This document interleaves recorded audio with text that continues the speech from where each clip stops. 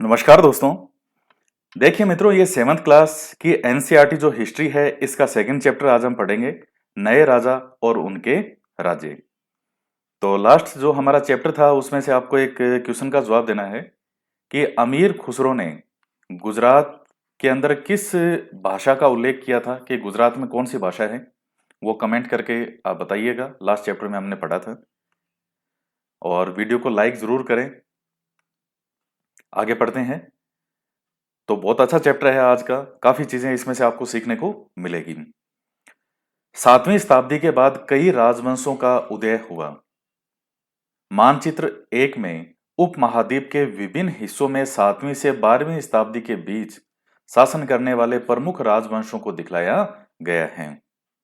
तो 7वीं से 12वीं शताब्दी का जो समय है, देखिए जो 6 यानी छठी शताब्दी का जो समय है, तो वहां आप देखते हैं कि हर्षवर्धन और हर्षवर्धन की मृत्यु के पश्चात जो है, अब कई राज्य आपको यहां देखने को मिलेंगे। मुख्य रूप से राजपूत काल कह सकते हैं आप इस समय को, 7वीं से 12वीं शताब्दी का जो समय है।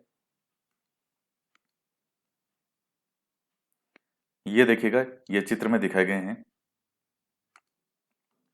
हालांकि ये नाम थोड़े लिखे हुए जो है थोड़े धुंधले हैं। मानचित्र में गुर्जर प्रतिहार, राष्ट्रकूट, पाल, चोल और चहमान यानी चौहान, जो कि यहाँ के थे राजस्थान में, के स्थान का निर्धारण कीजिए। क्या आप आज के उन राज्यों की पहचान कर सकते हैं जिन पर उनका नियंत्रण था? तो इसमें देखिए कई राज्य हैं, जैसे इंद्रप्रस्थ है यहाँ पर। तो आज का जो दिल्ली है वही इंद्रप्रस्थ है। यह है चाहमान। तो चाहमान जो है वो राजस्थान का कौन सा राजवंश है? चौहान राजवंश। और फिर उसके बाद में देखिएगा ये गुर्जर प्रतिहार हैं। तो गुर्जर प्रतिहार भी जानते हैं कि 150 से 200 साल तक जो गुर्जर प्रतिहार और दक्षिण भारत के जो थे राष्ट्रकूट और इधर बंगाल में थे पाल। तो इन तीनों शक्तियों के मध्य इस कन्नौज पर अधिकार के लिए 150 से 200 साल तक लगातार इनमें संघर्ष चलता रहा था। और सफलता जो मिली थी कन्नौज पर अधिकार करने में, वो किसे मिली थी? गुर्जर प्रतिहार को। और गुर्जर प्रतिहार थे किससे संबंधित? मुख्य रूप से राजस्थान से। तो ये काफी देखिए, कन्नौज सत्ता और शक्ति का केंद्र जो है वो समय के साथ में बदलते रहे हैं। कभी किसी समय में, जैसे मान लीजिए मौर्य साम्राज्य है, तो उस समय सत्ता का जो केंद्र था वो था पाटलिपुत्र, बिहार में।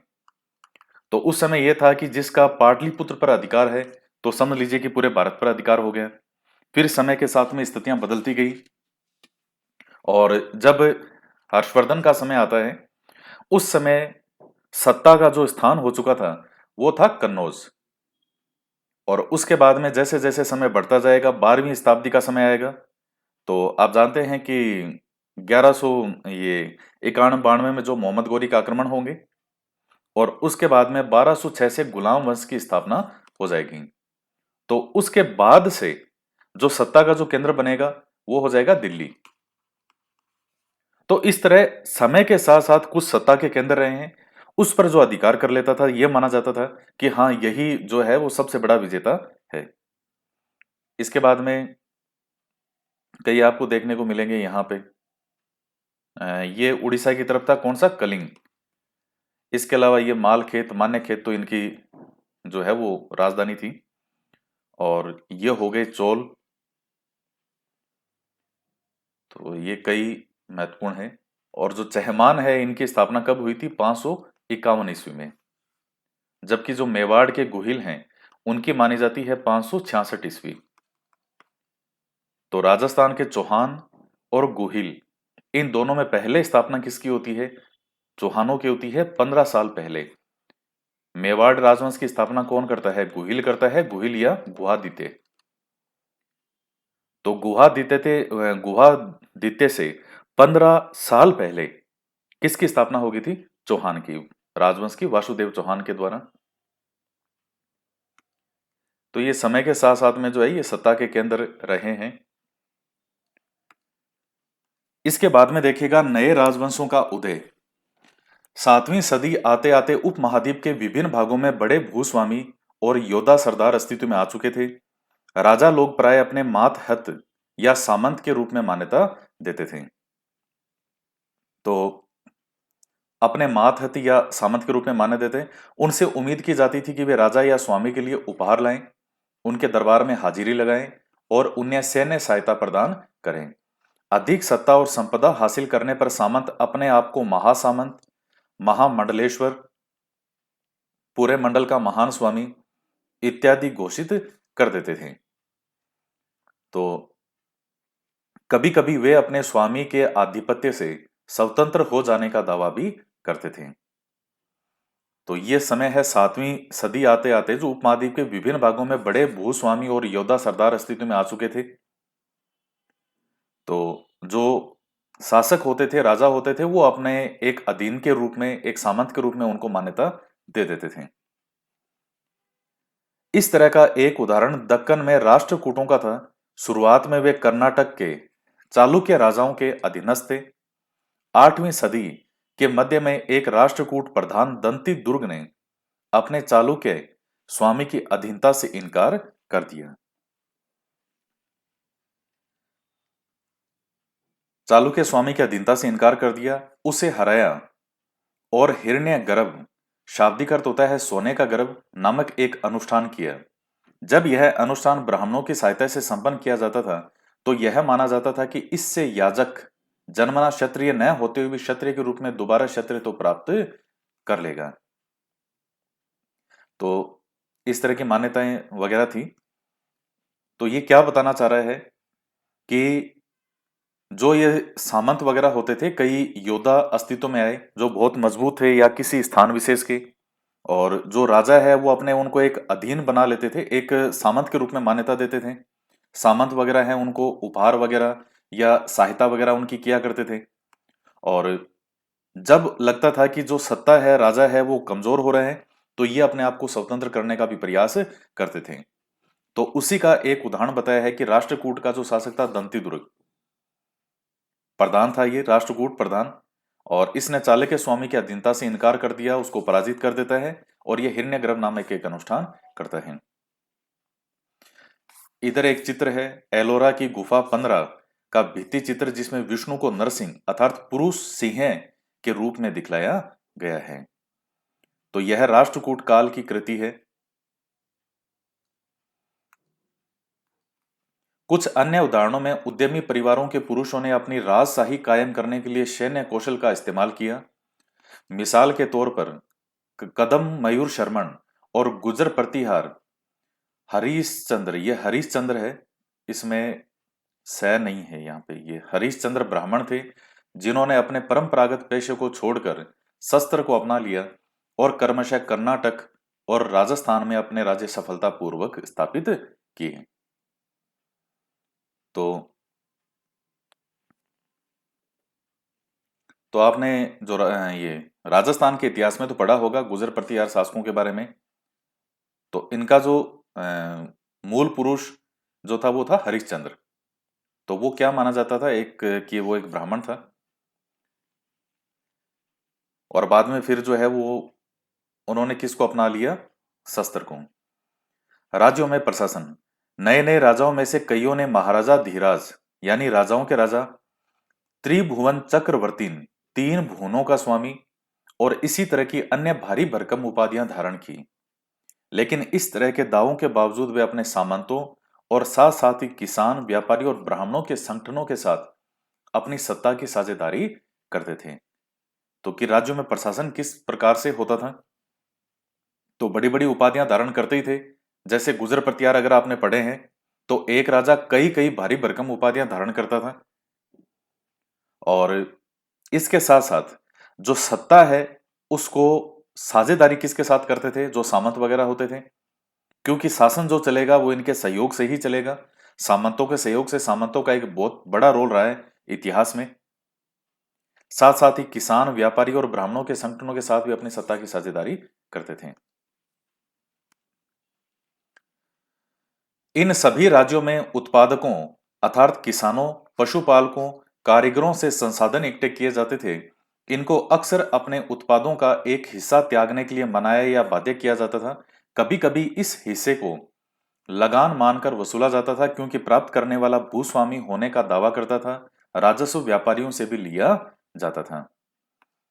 तो इन देखिए, जो भी सभी राज्यों में जो भी उत्पादक वर्ग है, जैसे किसान हैं, पशुपालक हैं, कारीगर हैं, तो इनसे संसाधन इकट्ठे किए जाते थे और इनको अपने उत्पादों का एक हिस्सा त्यागने के लिए मनाया या बाध्य किया जाता था। और कभी कभी ये जो हिस्सा है, इसे लगान मान करके वसूला जाता था, क्योंकि प्राप्त करने वाला जो है वो क्या करता था, भूस्वामी होने का दावा करता था। तो ये मुख्य रूप से बात कर रहा है कर के बारे में, कि आपका जो एक हिस्सा है, अब जो किसान है उसके पास में मुख्य रूप से अनाज होगा। तो इस तरह से जो भी चीजें बनाई जाती थी कि आप एक हिस्सा जो है वो राजा या वहां का जो भी प्रमुख है उसको जाकर के देकर आओ। अब आता है 400 कर। तो 400 कर के बारे में क्या है, तो दक्षिण में देखिए, चोल वंश के अभिलेखों में विभिन्न किस्म के करों के लिए 400 से ज्यादा सूचक शब्द मिलते हैं। सबसे अधिक उल्लेखित शब्द है वो है वेटी, यानी जबरन श्रम, और भू राजस्व में कदमाई, मकान पर छाजन डालने पर लगने वाला कर, खजूर या ताड़ के पेड़ पर चढ़ने के लिए सीढ़ी के इस्तेमाल पर लगने वाला कर, पारिवारिक संपत्ति का उत्तराधिकार हासिल करने के लिए लगने वाला कर इत्यादि का भी उल्लेख मिलता है। तो कैसे कैसे कर थे, आप जब राजस्थान का इतिहास पढ़ते हैं तो राजस्थान में भी आप देखिएगा जो किसान आंदोलन होते हैं, तो बिजोलिया किसान आंदोलन पढ़ते हैं, आप पढ़ते हैं कि वहां लगभग 84 प्रकार के 80 से ऊपर लगभग 84 प्रकार के विभिन्न प्रकार के कर जो है वो किसानों से लिए जाते थे। तो ये भी बताया गया है यहाँ पे कि कर अलग अलग प्रकार के कर है। अब जैसे मान लीजिए इतना ऊंचा पेड़ होता है खजूर या ताड़ का, तो उस पेड़ पर चढ़ने के लिए सीढ़ी का इस्तेमाल करोगे तो भी उस पर टैक्स लगेगा। पारिवारिक संपत्ति का उत्तराधिकार हासिल करने के लिए तो उस पर भी टैक्स लगेगा। तो आपके लिए जो महत्वपूर्ण है एग्जाम के दृष्टिकोण से, ये वेटी वाला है कि वेटी क्या है, और फिर भू राजस्व के लिए ये कर लगता है। तो ये दोनों है क्या, ये कर हैं। तो ये प्रश्न आपसे पूछ सकता है इसमें से।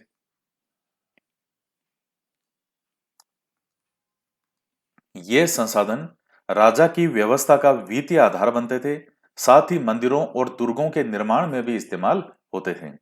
संसाधन उन युद्धों को लड़ने में भी इस्तेमाल होते थे जिन्हें जिनसे लूट की शक्ल में धन मिलने की और जमीन और व्यापारिक मार्गों के प्रयोग की संभावनाएं बनती थी।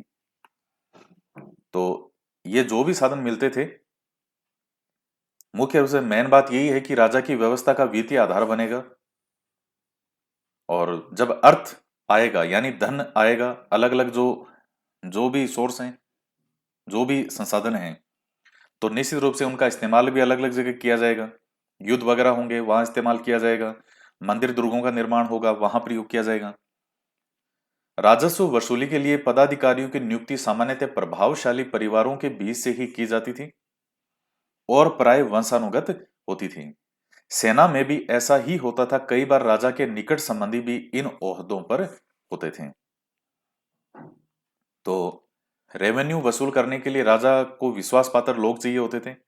तो यही कारण होता था कि राजा जो है वो ज्यादातर उससे जो जुड़े हुए लोग थे उन्हीं में से वो नियुक्त करता था, और सेना के अंदर भी इसी प्रकार से ये नियुक्तियां करते थे। उसके बाद में आता है प्रशस्तियां और भूमि अनुदान। तो प्रशस्तियों में ऐसे ब्यौरे होते हैं जो शब्दशः सत्य नहीं भी हो सकते, लेकिन ये प्रशस्तियां हमें बताती है कि शासक खुद को कैसा दर्शाना चाहते थे। देखिए, ये जो वर्ड होता है प्रशस्ति, इस प्रशस्ति का मतलब ही होता है प्रशंसा। मैंने आपको कई बार आपको बताया भी है, तो आप पढ़ते भी हैं कि इसने ये जो राजा है इसके द्वारा ये जो बनवाई गई प्रशस्ति, ये यहाँ प्रशस्ति बनवाई गई। तो उसमें राजा वगैरह क्या करते थे, उनके जीवन से संबंधित कोई युद्ध वगैरह जहां उन्होंने विजय प्राप्त की थी, कोई उपाधियां, या उनके बारे में कुछ अच्छी बातें, तो वो चीजें लिखवाई जाती थी प्रशस्तियों में।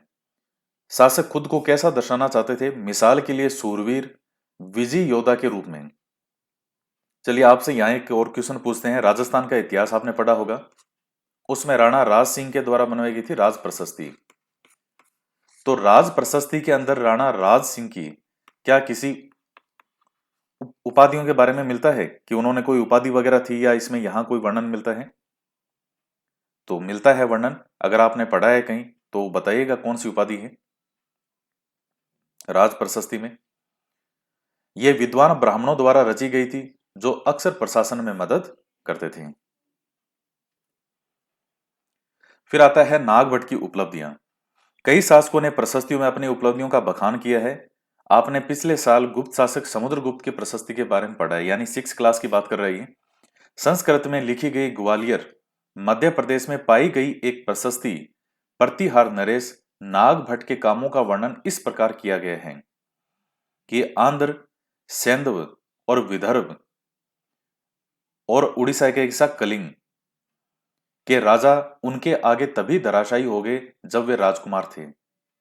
तो ये क्या बताया गया कि देखिए कितना बड़ा शासक हुआ है कि जब राजकुमार था उसी टाइम ये धराशायी इनके आगे हो चुके थे। उन्होंने कन्नौज के शासक चक्रयुद्ध को विजित किया। उन्होंने बंगाल का हिस्सा, अनर्थ गुजरात का हिस्सा, मालवा मध्य प्रदेश का हिस्सा, किरात वनवासी, तुरुस्क तुर्क, वत्स मत्स्य दोनों उत्तर भारत के राज्य के राजाओं को भी पराजित किया। तो आप देख सकते हैं कि किस प्रकार से राजाओं के बारे में ये चीजें लिखी जाती थी और उनकी तारीफ उसमें की जाती थी कि उन्होंने किसको पराजित किया या कौन सी उपाधियों का वर्णन किया। तो आपके लिए महत्वपूर्ण इसमें यह है कि आप थोड़ा सा ये ध्यान में रख लीजिएगा कि ये स्थान कौन कौन से आते हैं। जैसे विदर्भ है, ये महाराष्ट्र का हिस्सा है। कलिंग के बारे में तो आप अच्छे से परिचित हैं, उड़ीसा का एक हिस्सा है। अनर्थ कौन सा हिस्सा है, ये गुजरात का हिस्सा था। मालवा है, फिर किरात तुरुस्क जो है वो तुर्क से संबंधित है। वत्स या मत्स्य ये दोनों उत्तर भारत के राज्य।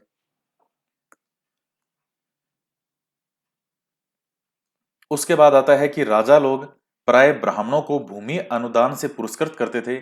ये ताम्र पत्रों पर अभिलिखित होते थे जो भूमि पाने वाले को दिए जाते थे।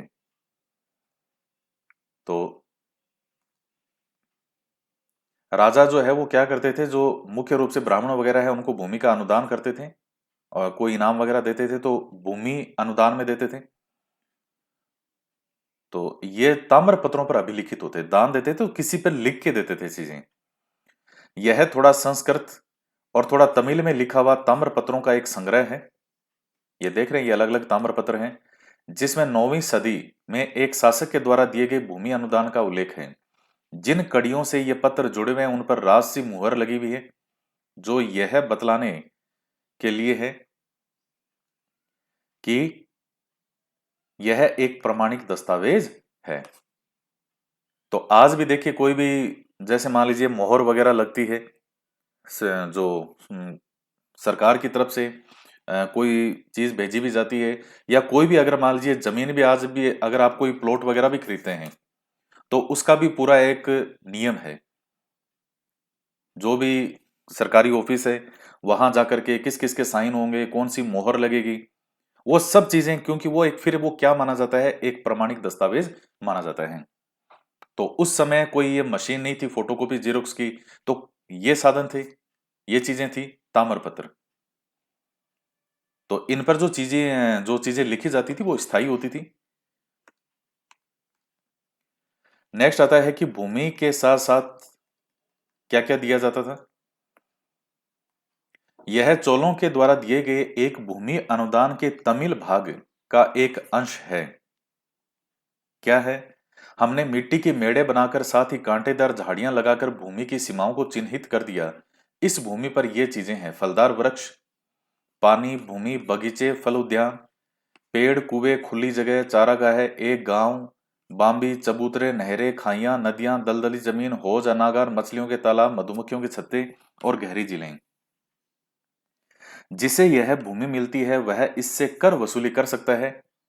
यह न्यायाधिकारियों द्वारा जुर्माने के तौर पर लगाए गए कर वसूल कर सकता है।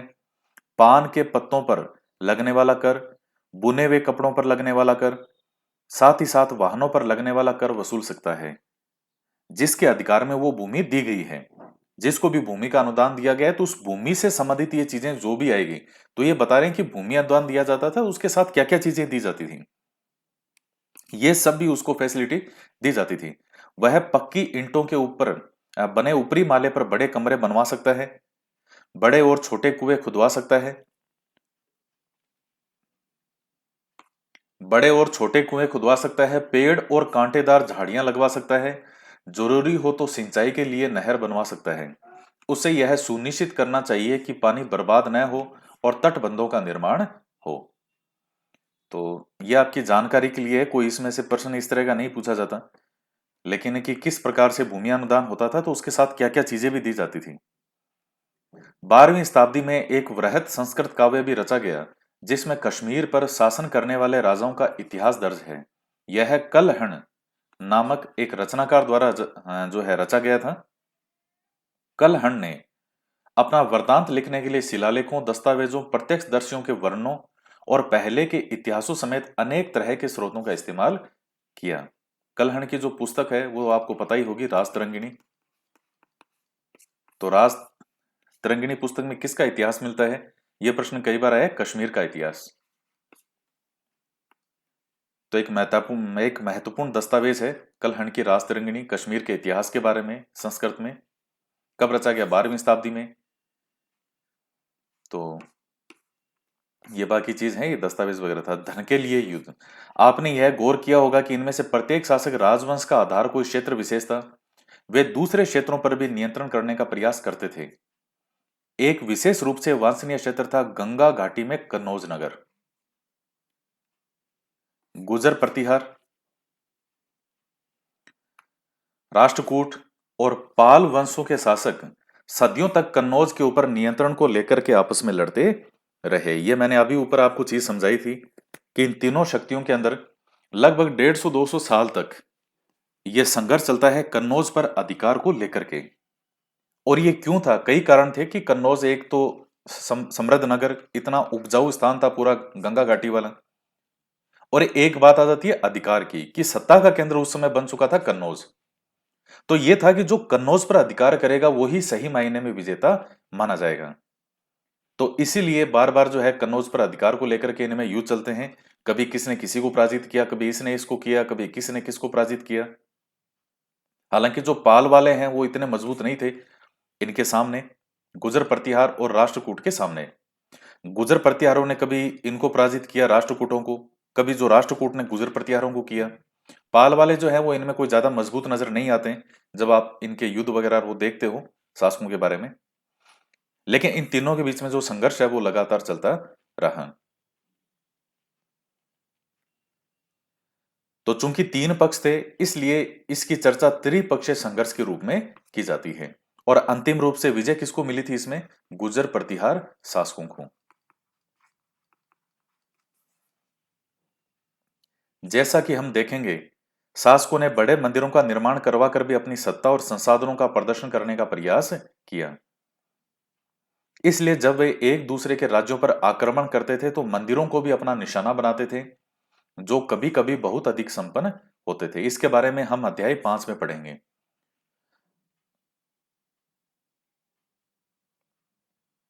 अफगानिस्तान के गजनी का सुल्तान महमूद गजनबी, जिसके बारे में आप पढ़ते हैं, ऐसे शासकों में से सबसे प्रसिद्ध है। उसने 997 से 1030 तक शासन किया और अपने नियंत्रण का विस्तार मध्य एशिया के भागों, ईरान और उपमहाद्वीप के उत्तर पश्चिम हिस्से तक किया। वह लगभग हर साल उपमहाद्वीप पर हमला करता था। उसका निशाना थे संपन्न मंदिर, जिनमें गुजरात का सोमनाथ मंदिर भी शामिल था। तो सोमनाथ मंदिर पर जो है, देखिए उस समय मंदिर लोगों के लिए बहुत आस्था का विषय था और इतने बड़े बड़े मंदिर बनवाए जाते थे कि लोग धन संपदा वगैरह सोना तक जो है वो मंदिर में दान करते थे। तो जो बाहर से आक्रमण वगैरह करते थे तो उनको कहीं इधर उधर जाने की जरूरत ही नहीं थी। वो सीधा सबसे लोकप्रिय, सबसे फेमस जो मंदिर होते थे सीधा वहीं अटैक करते थे और जितना भी लोग अपना धन संपदा वगैरह दान करते थे उसको मंदिरों से लूट करके वो वापस चले जाते थे। तो गुजरात के सोमनाथ मंदिर का बहुत नाम आता है। तो ये देखिए जो थोड़ा सा महमूद गजनबी के बारे में आपको बताऊं तो महमूद गजनबी जो है ये कौन था? ये तुर्क था। आपको मैंने जो लास्ट हमारी क्लास हुई थी, मैंने आपको बताया भी था कुछ कि तो तुर्क हम बोलेंगे किसको। एक तो थे अरब मुसलमान, एक मुसलमान होते थे अफगान, और एक होते थे तुर्क। तो तुर्क कहाँ से थे? मुख्य रूप से तुर्कमेनिस्तान, वहां से। तो एक मध्य एशियाई बर्बर जाति मानी जाती थी तुर्क। और अल्पतगीन, अल्पतगीन जो है वो पहला तुर्क था जिसने गजनी के अंदर स्वतंत्र राज्य की स्थापना की थी। गजनी कहां पड़ता है? वर्तमान अफगानिस्तान। और जो गाजी की उपाधि थी उसको लोकप्रिय इन तुर्कों ने ही किया था।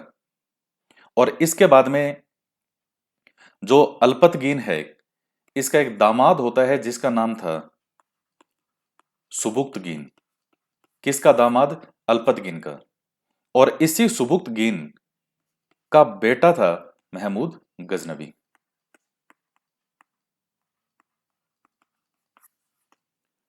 तो महमूद गजनवी जो है वो, इसके बारे में दो तीन चीजें और है, आप ध्यान में रखें तो। ये पहला मुस्लिम शासक था। कौन सा? जिसने सुल्तान की उपाधि धारण की थी। ये पॉइंट आप ध्यान में रखें तो रख लीजिएगा। पहला मुस्लिम शासक जिसने सुल्तान की उपाधि धारण की थी। और सुल्तान से मतलब यहां क्या है? खलीफा का प्रतिनिधि। खलीफा का प्रतिनिधि। और इसके अलावा अब जैसे मुगल शासक हैं, तो मुगल शासकों ने उपाधि धारण की थी बादशाह की। और बादशाह क्या होता था? अर्थ क्या होता था बादशाह का? जिसको उसके पद से कोई हटा नहीं सकता था, यानी संप्रभु। तो मुगल बादशाह थे जिन्होंने पहली बार बादशाह की उपाधि धारण की थी। और यहां सुल्तान की उपाधि पहली बार धारण करने वाला व्यक्ति कौन था? मुस्लिम जो शासक था वो, तो वो था ये महमूद गजनबी, जिसने उपाधि धारण की थी सुल्तान। और सुल्तान का अर्थ यहां क्या है? खलीफा का प्रतिनिधि।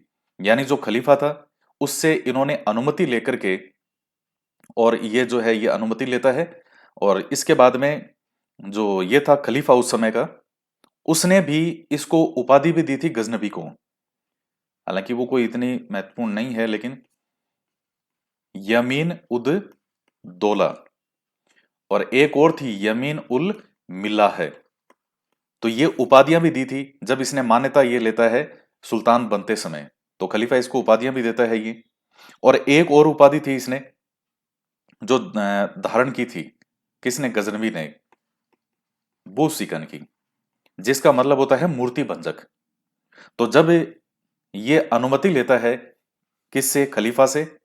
तो ये साथ में ये कहता है, एक प्रतिज्ञा भी लेता है साथ में, कि मैं हर साल काफिरों के देश पर एक आक्रमण करूंगा। तो फिर ये 1000 ईस्वी से लेकर के और 1027 के बीच में माना जाता है कि इसने भारत पर आक्रमण किए थे 17 बार। 1000 को पहला आक्रमण किया था, और सबसे जो अंतिम आक्रमण था 1027 ईस्वी में, तो ये किसके विरुद्ध था? जाटों की तरफ। जाट और खोकर, ये जाति थी पंजाब की तरफ, उस तरफ। तो ये जब सोमनाथ को लूट के जब वापस, इसका 16वां आक्रमण जो था गजनबी का, वो था सोमनाथ पे, जो कि इसका सबसे बड़ा आक्रमण, जिसमें सबसे ज्यादा इसको धन संपदा प्राप्त हुई थी, जो माना जाता है। तो ये जब धन लूट करके और जब वापस जा रहा था, तब इसको जाटों ने, जो ये थे खोकर, इन्होंने इसको काफी जो है वो रास्ते में थोड़ी लूटपाट की थी, परेशान किया था। तो उस समय तो ये चला गया, और बाद में फिर ये वापस आता है, और 1027 ईस्वी के अंदर जो है वो यहाँ आक्रमण करता है। सोमनाथ पे जो आक्रमण है वो इसका 1025-26 का माना जाता है। मतलब 25 का मतलब ये है कि दिसंबर लास्ट का समय था, और जनवरी का प्रारंभ का समय 26 का। तो कई बार विद्यार्थी पूछते भी हैं कि सर 1025 सही है या 1026 सही है। इसको हम सही ऐसे लिखेंगे 1025-26। ये बिल्कुल सही इस तरीके से लिखा जाएगा, क्योंकि वो दिसंबर के अंत का समय है और जनवरी के प्रारंभ का समय, वो समय जो था। अब आक्रमण ऐसा तो है नहीं कि एक ही दिन के अंदर आकर के लूट कर चला गया।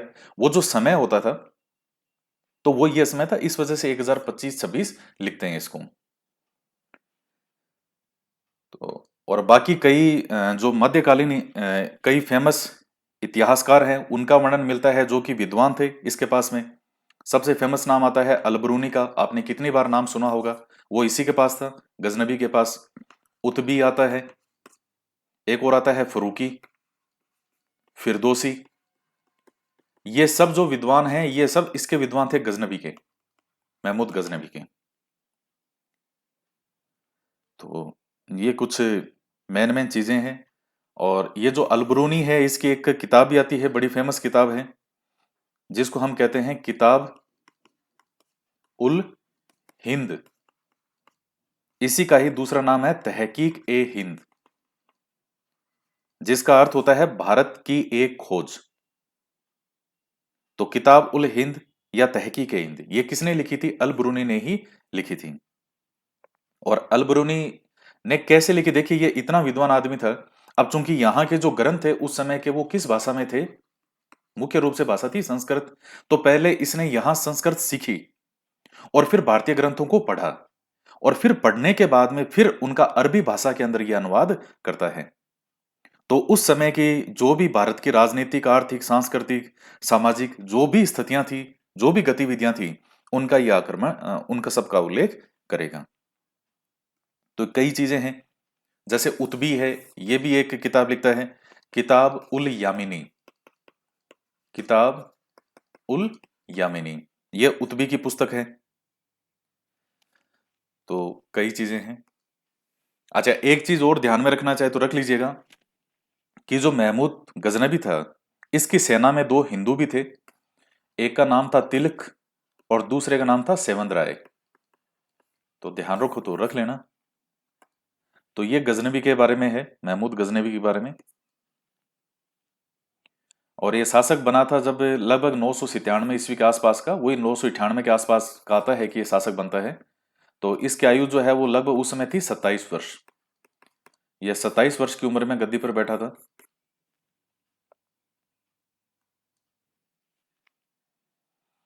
महमूद जो धन उठा के ले गया इसका बहुत बड़ा हिस्सा गजनी में एक वैभवशाली राजधानी के निर्माण में खर्च हुआ था।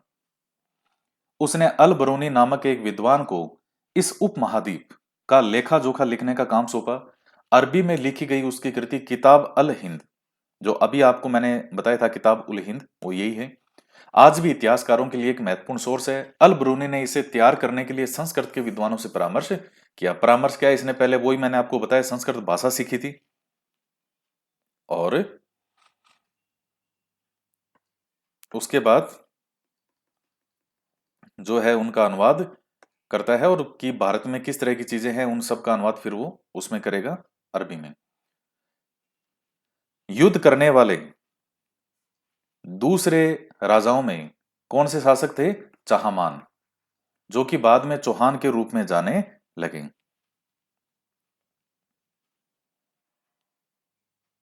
वे दिल्ली और अजमेर के आसपास के क्षेत्र पर शासन करते थे। उन्होंने पश्चिम और पूर्व की ओर अपने नियंत्रण क्षेत्र का विस्तार करना चाहा, जहां उन्हें गुजरात के चालुक्यों और पश्चिमी उत्तर प्रदेश के गहड़ वालों से टक्कर लेनी पड़ी। चहमानों का सबसे प्रसिद्ध शासक जो था वो था पृथ्वीराज तृतीय, 1168 से 92। हालांकि ये पृथ्वीराज चौहान का जो ये सन है ये 68 सही नहीं है यहाँ पे, क्योंकि निश्चित रूप से पृथ्वीराज चौहान के जन्म के बारे में बताया होगा। तो 1166 ईस्वी का माना जाता है पृथ्वीराज चौहान का जन्म। तो 1166 से होगा ये।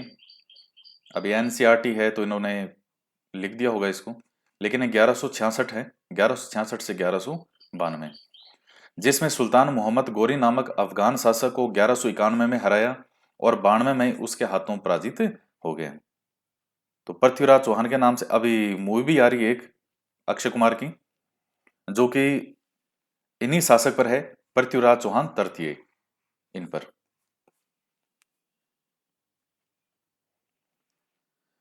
इसके बाद में है चोल राज्य नजदीक से एक नजर।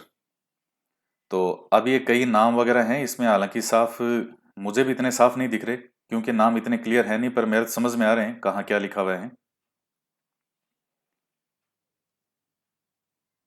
तो जैसे यहाँ ये लिखा हुआ है चोल,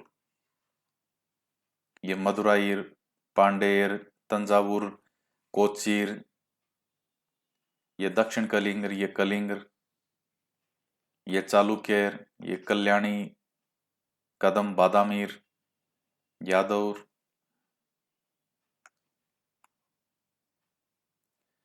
देखिए कई विद्यार्थियों को इन नामों में बड़ी समस्या आती है।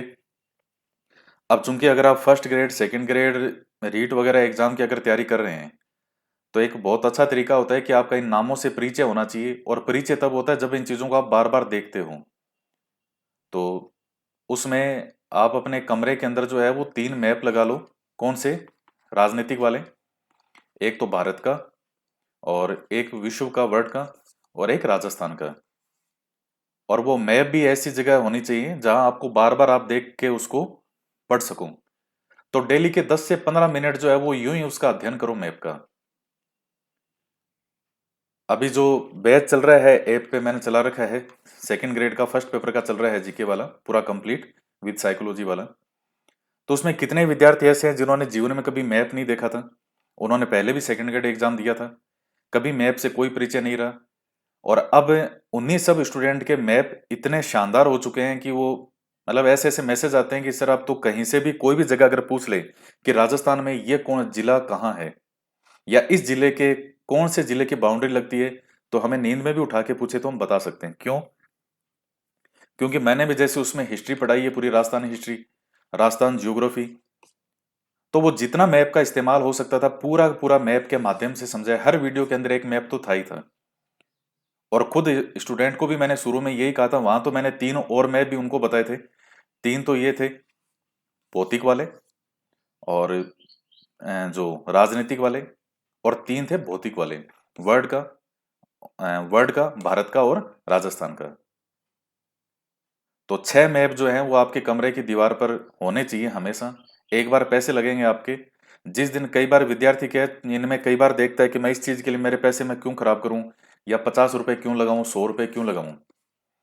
ये 100-150 रुपए जो इन महत्वपूर्ण चीजों पे आप लगाओगे, यही आपको नौकरी दिलाएगी। मैं इसलिए कह रहा हूं क्योंकि मैंने विद्यार्थियों को देखा है कि वो इन इन चीजों के अंदर सोचता है कि मेरे पैसे खराब हो रहे हैं। ऐसा नहीं है। जीवन का एक बहुत बड़ा फंडा है कि जिस हाथ से जब कुछ दोगे नहीं तो प्राप्त कहां से करोगे। जब पैसा अच्छी जगह आप लगाओगे तो भविष्य में वापस वो पैसा कितने गुना होकर के आएगा। जिस दिन सरकारी नौकरी लगेगी, ये सब चीजें आपकी वसूल हो जाएगी। और एक महीने की जो सैलरी आपकी होगी, उस एक महीने की सैलरी के सामने भी ये पैसे कुछ भी नहीं है। तो ये चीजें बहुत जरूरी होती है। और जो विद्यार्थी इन चीजों को फॉलो करता है, कई बार विद्यार्थी हर बार एग्जाम देता है, कंपटीशन देता है, लेकिन वो इन चीजों को फॉलो नहीं करता। वो दूसरी चीजों का नॉलेज आ जाता है, और उसमें एक अहम की भावना भी आ जाती है कि मैंने इतनी जगह कोचिंग कर रखी है, मुझे सब आता है। लेकिन वो कभी भी इन चीजों को फॉलो नहीं करता। तो वो हर बार उतने ही नंबर से रहता है, कभी 2 नंबर से रह गया, कभी 10 नंबर से रह गया, कभी 15 नंबर से रह गया। तो ये छोटी छोटी चीजें हैं, इनको फॉलो करें। अब ये जैसे नाम है उरेयूर से तंजावर तक, अब यहां लिखा हुआ है डेल्टा, कावेरी डेल्टा। तो अब यहां कांचीपुरम। तो ये स्थान आप मैप को देखेंगे तो आपको दक्षिण भारत की तरफ इन नामों से परिचय होगा। कुछ नामों के नाम बदल गए हैं आज, लेकिन फिर भी आप उनको पहचान जाएंगे कि हाँ ये नाम है। तो इस वीडियो के अंदर हम इतना ही पढ़ेंगे। बाकी जो नेक्स्ट वीडियो है उसमें आगे पढ़ेंगे उरेर से तंजावर, और काफी अच्छा चैप्टर है ये। बहुत अच्छी अच्छी चीजें हैं मंदिर से संबंधित। एनसीईआरटी तो एनसीईआरटी है, ये बात तो आपको माननी पड़ेगी, चाहे आप इसको स्वीकार करो या नहीं करो। राजस्थान बोर्ड की किताबों की विशेषता है कि फैक्ट है, उसमें फैक्चुअल चीजें ज्यादा है। लेकिन जो विशेषता एनसीईआरटी की किताबों में है वो तो शायद इस दुनिया की किसी किताब में वो चीजें नहीं होगी जो एनसीईआरटी आपको समझाती है। पूरे दिमाग को ओपन करके पूरे खोल के रख देगी ये किताबें। तो आज के वीडियो में इतना ही। बाकी नेक्स्ट वीडियो में आगे और हम इन चीजों को कंटिन्यू करेंगे। तो मिलते हैं नेक्स्ट वीडियो में। जय हिंद, जय भारत।